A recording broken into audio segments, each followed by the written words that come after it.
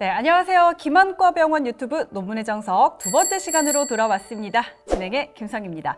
지난 시간 의사의 연구, 환자 치료에 어떻게 도움이 되나요? 라는 유익한 영상에 이어서 두 번째 시간에서는 실명시킬 수 있는 무서운 질환, 습성 황반변성의 연구가 어떻게 도움이 되는지 김재휘 교수님과 이야기 나눠보도록 하겠습니다. 교수님 안녕하세요. 네, 안녕하세요. 네, 김한과병원 망막병원 전문의 김재휘입니다. 이번 시간에는 실명시킬 수 있는 무서운 질환, 내과로 치면은 암에 준하는 그런 무서운 질환인 습성 황반변성의 치료에 있어서 연구가 어떤 도움이 되는지 한번 알아보도록 하겠습니다. 자, 이렇게 실명에 이를 수 있는 무서운 질환, 습성 황반변성에 대해서 먼저 간략하게 설명 부탁드릴게요. 자, 눈의 노화가 진행이 되면 망막에 특히 황반 부위에 노폐물들이 쌓이게 됩니다. 노폐물들이 많이 쌓이게 되면 한 가지 문제가 생기는데 정상적인 망막신경이 영양 공급을 제대로 받지 못하게 된다는 것입니다. 자, 그러면 이 망막신경은 충분한 영양 공급을 받아야 작동을 할 수가 있는데 영양 공급이 제대로 안 되기 때문에 자꾸 영양 공급을 더 해달라는 신호를 이렇게 내게 되는 거죠. 이제 그 결과 원래 눈 속에 존재해서는 안 되는 신생혈관이라는 이상혈관이 그쪽 부분으로 자라 들어오게 됩니다.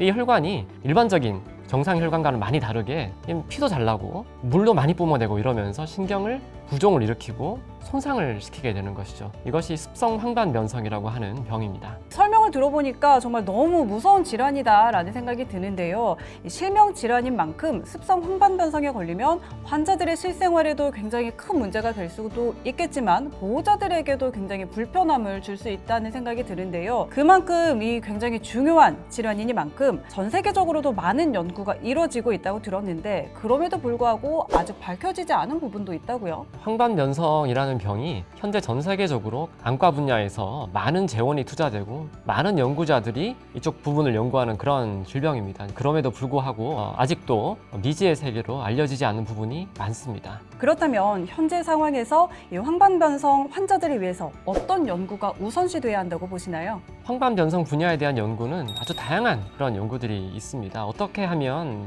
조금 더 좋은 약을 개발할 것이냐 이런 신약을 개발하는 연구도 있고 이 병이 도대체 왜 생기는지를 연구하는 그런 동물 실험 같은 그런 연구들도 있습니다. 하지만 이런 연구들 굉장히 중요하고 의미가 있겠지만 지금 당장 황반변성에 걸려서 치료받고 있는 환자들에게 당장 크게 도움을 주지는 못하거든요. 환자분들에게는 어떻게 하면 지금 당장 질환을 조금 더 정확하게 진단하고 효과적으로 그리고 효율적으로 치료를 할 수 있느냐 이런 부분에 대한 연구가 가장 중요하다고 할 수 있겠습니다. 자, 이런 부분들을 위해서 우리 환자들에게 어떤 치료가 가장 효율적이냐 이런 부분들을 찾기 위해서 우리 교수님께서 현재까지 황반변성 관련 논문을 거의 50편에서 60편 정도 쓰셨다고 발표를 하셨는데 이 연구가 구체적으로 환자들에게 어떤 도움이 되는지 조금 쉽게 저는 황반변성에 대해서 정말 아무것도 모르거든요. 저 같은 일반인들도 이해할 수 있도록 쉽게 설명해 주신다면요? 일단 황반변성 특히 이제 습성 황반변성에 대해서 제가 이제 초점을 맞추어서 한번 말씀드리겠습니다. 이 습성 황반변성은 한번 일단 걸리게 되면 완치가 거의 불가능한 질환입니다. 이 완치를 시키려면 사실 눈을 젊게 만들면 되는데 아시다시피 이렇게 눈이 젊어지는 방법이 없기 때문에 거의 평생 달고 사셔야 됩니다. 근데 문제는 습성 황반변성의 치료가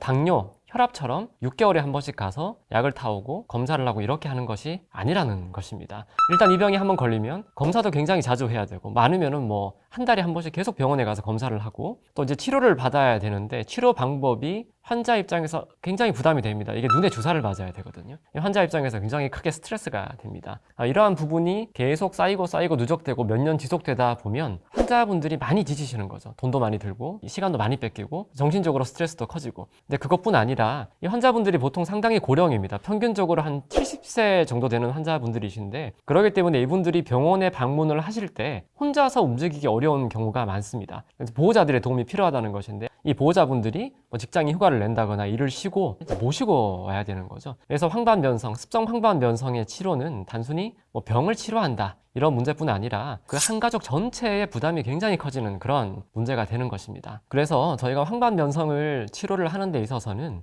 효과적으로 어떻게 하면 이 병을 확실하게 치료를 해서 시력을 보존시킬 것이냐 이것도 굉장히 중요하지만 어떻게 하면 환자 부담을 줄여줄 것이냐 이 부분도 굉장히 중요한 부분입니다. 제가 하는 연구는 대부분 어떻게 하면 이 효과적인 치료와 효율적인 치료 사이에 좀 밸런스를 맞출 것이냐 환자 부담을 좀 많이 줄여주면서도 치료 효과가 좋을 수 있도록 할 수 있을 것이냐 이런 부분에 초점을 맞추어서 진행을 하고 있습니다. 답변을 들어보니까 우리 교수님께서는 효과적이면서도 효율적인 치료 방법을 찾기 위해서 정말 열심히 연구를 하고 계시는데 환자들의 입장에서는 사실 녹내장처럼 집에서 스스로 약물을 넣을 수 있는 것도 아니고 시간을 내서 병원에 와야 되고 그 비용도 정말 부담이 많이 될 것 같은데요.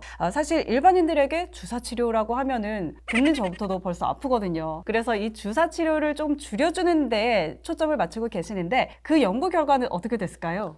황반 변성으로 장기간 주사 치료를 받다 보면 망막신경의 일부가 이렇게 위축이 오는 경우가 있습니다. 신경이 얇아진다는 것인데 저희가 이제 연구를 한번 해보니까 위축이 온 환자분들은 그러지 않은 환자분들에 비해서 재발률이 상당히 떨어진다는 점을 저희가 연구를 통해서 확인을 할 수가 있었습니다. 위축이 온 환자분들은 주사 횟수를 줄이거나 아니면 아예 주사를 한번 끊어 보아도 크게 문제가 없을 수 있다는 것입니다. 그 환자분들 같은 경우에는 정말 우리 교수님 연구 덕분에 말 그대로 효율적인 치료를 받을 수 있게 되셨을 것 같습니다.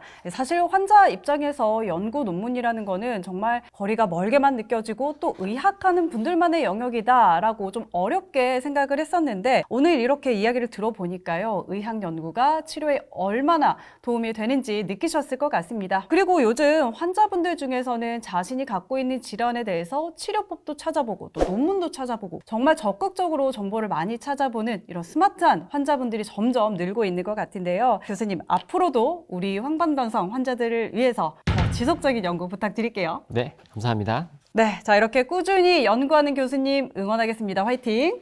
네, 좋습니다. 자, 지금까지 우리 김재휘 교수님과 함께 실명에 이르는 습성 황반변성의 치료 연구가 어떻게 도움이 되는지에 대해서 알아봤습니다. 자, 그러면 여기서 저희는 인사드리도록 할게요. 교수님 고맙습니다. 감사합니다. 여러분의 눈 건강 해피아이 김한과 병원이 함께합니다.